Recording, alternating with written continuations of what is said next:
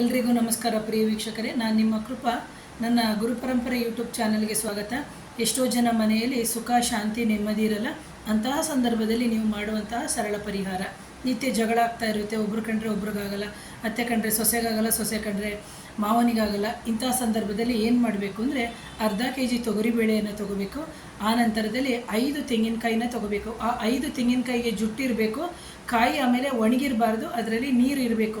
ಇದನ್ನು ನೀವು ತೊಗೊಂಡು ಒಂದು ಕೆಂಪಾಗಿರುವಂಥ 1 ಮೀಟ್ರ್ ಬಟ್ಟೆನೋ ಅಥವಾ ಆ 5 ತೆಂಗಿನಕಾಯಿ ಇಡಲಿಕ್ಕೆ ಎಷ್ಟು ಬಟ್ಟೆ ಬೇಕೋ ಅಷ್ಟು ಅಗಲದಂತಹ ಬಟ್ಟೆಯನ್ನು ತಗೊಂಡು ಆ 5 ತೆಂಗಿನಕಾಯಿಯನ್ನು ಜೊತೆಗೆ ಅರ್ಧ kg ಕೆಂಪು ಬೇಳೆ ಅಥವಾ ತೊಗರಿ ಬೇಳೆ ಅಂತ ನಾವು ಏನು ಹೇಳ್ತೀವಿ ಆ ಬೇಳೆಯನ್ನು ಹಾಕಿಬಿಟ್ಟು ಅದರಲ್ಲಿ ಕಟ್ಟಿಬಿಟ್ಟು ನಿಮ್ಮ ಕುಲದೇವತಾ ವಾರ ಅಂತ ಏನಿದೆ, ಒಬ್ಬೊಬ್ಬರು ಮನೇಲಿ ಒಂದೊಂದು ವಾರ ಅಂತ ಇಟ್ಕೊಂಡಿರ್ತಾರೆ. ಕುಲದೇವರು ಗೊತ್ತಿಲ್ಲದಿದ್ದರೆ ಮನೆ ದೇವರನ್ನೇ ತಗೊಳ್ಳಿ.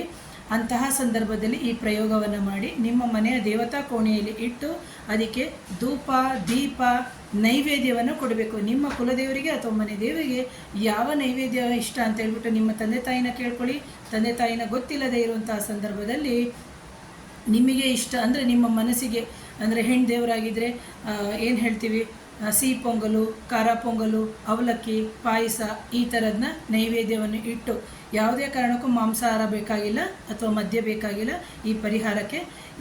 ಅಂದರೆ ಈ ನೈವೇದ್ಯವನ್ನು ಇಟ್ಟು ಗಂಡ ಹೆಂಡತಿ ಆಗಿರ್ಬೋದು ಅಥವಾ ಅತ್ತೆ ಮಾವ ಆಗಿರ್ಬೋದು, ಯಾರಿರ್ತೀರಿ ಮನೆಯ ಕುಟುಂಬ ಸದಸ್ಯರೆಲ್ಲರೂ ಅದಕ್ಕೆ ನಮಸ್ಕಾರ ಮಾಡಿಕೊಂಡು ಈ ಪರಿಹಾರವನ್ನು ಮಾಡಿ ಆ ನಂತರ 11 ಮಂಗಳವಾರನೇ ಮಾಡಬೇಕಾಗುತ್ತೆ. ಅಂದರೆ ನಿಮ್ಮ ಕುಲದೇವತಾ ವಾರ ಅಂತ ನಾನು ಹೇಳಿದೆ, ಮೊದಲು ನಿಮ್ಮ ಕುಲದೇವತಾ ವಾರದಲ್ಲಿ ಅಥವಾ ಮನೆ ದೇವರ ವಾರದಲ್ಲಿ ಶುರು ಮಾಡಿ.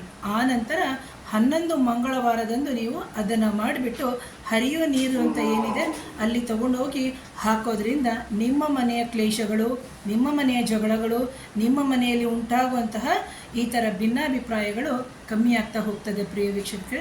ಹಾಗಾಗಿ ಈ ಸರಳವಾದ ಪರಿಹಾರವನ್ನು ಮಾಡಿ ಅಂತ ಹೇಳ್ತೀನಿ. ಹಾಗೆ ನನ್ನ ಈ ಚಾನಲ್ನ ಸಬ್ಸ್ಕ್ರೈಬ್ ಮಾಡಿ, ಶೇರ್ ಮಾಡಿ, ಕಮೆಂಟ್ ಮಾಡಿ. Thank you.